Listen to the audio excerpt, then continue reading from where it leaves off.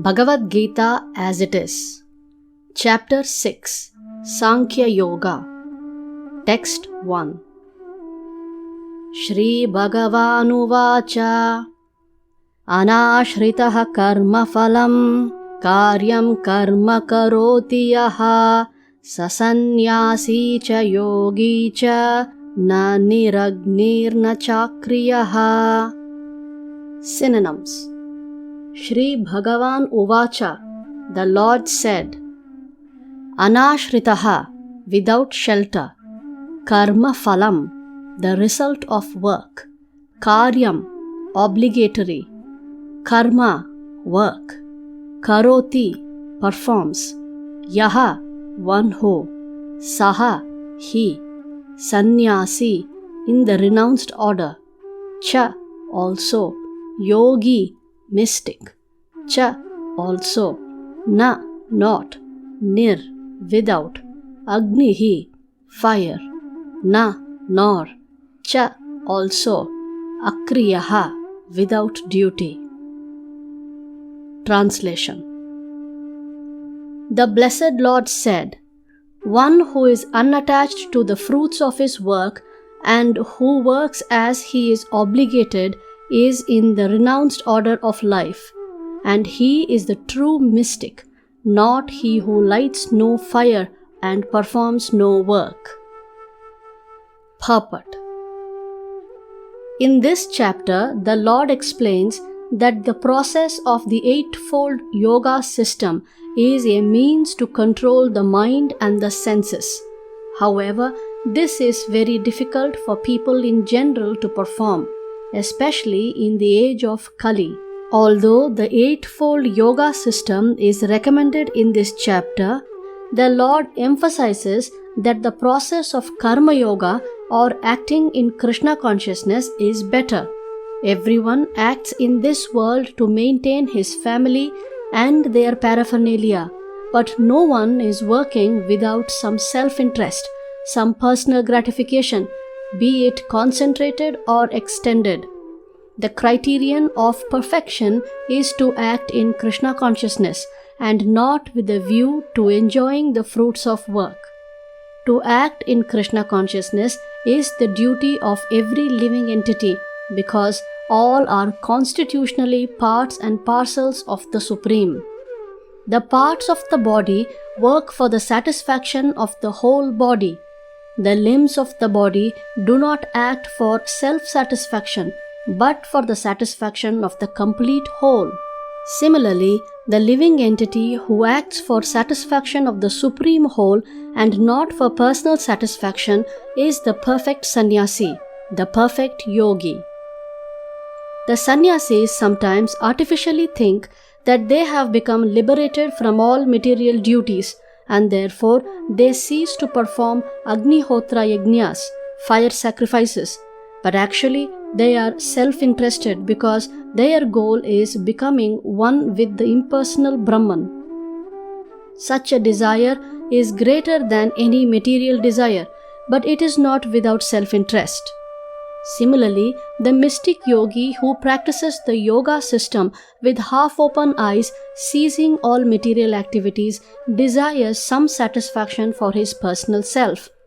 But a person acting in Krishna consciousness works for the satisfaction of the whole without self-interest. A Krishna conscious person has no desire for self-satisfaction. His criterion of success is the satisfaction of Krishna, and thus he is the perfect sannyasi or perfect yogi. Lord Chaitanya, the highest perfectional symbol of renunciation, prays in this way.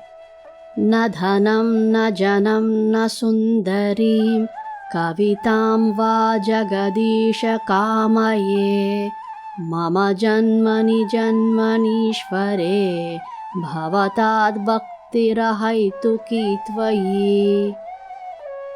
O Almighty Lord, I have no desire to accumulate wealth, nor to enjoy beautiful women, nor do I want any number of followers. What I want only is the costless mercy of your devotional service in my life birth after birth. Text 2. Yam sannyasam iti prahur yogam tam vidhi Pandava nahya sannyasta sankalpo yogi bhavati kaschana. Synonyms: Yam, what, sannyasam, renunciation, iti, thus, prahuhu, they say, yogam, linking with the Supreme, tam, that, vidhi, you must know, Pandava, O son of Pandu, na, never, he, certainly, asanyasta, without giving up, sankalpaha, self-satisfaction, yogi, a mystic transcendentalist, bhavati, becomes, kaschana, anyone. Translation: What is called renunciation is the same as yoga or linking oneself with the Supreme, for no one can become a yogi unless he renounces the desire for sense gratification. Purport: Real sannyasa yoga or bhakti means that one should know his constitutional position as the living entity and act accordingly. The living entity has no separate independent identity. He is the marginal energy of the Supreme.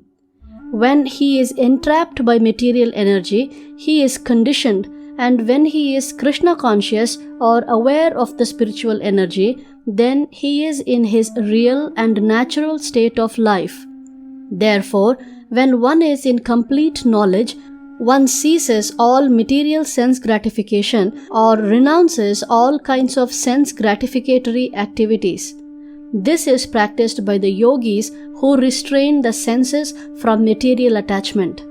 But a person in Krishna consciousness has no opportunity to engage his senses in anything which is not for the purpose of Krishna. Therefore, a Krishna conscious person is simultaneously a sannyasi and a yogi. The purpose of knowledge and of restraining the senses as prescribed in the jnana and yoga processes is automatically served in Krishna consciousness. If one is unable to give up the activities of his selfish nature, then jnana and yoga are of no avail. The real aim is for a living entity to give up all selfish satisfaction and to be prepared to satisfy the Supreme. A Krishna conscious person has no desire for any kind of self-enjoyment. He is always engaged for the enjoyment of the Supreme. One who has no information of the Supreme must therefore be engaged in self-satisfaction because no one can stand on the platform of inactivity. All these purposes are perfectly served by the practice of Krishna consciousness.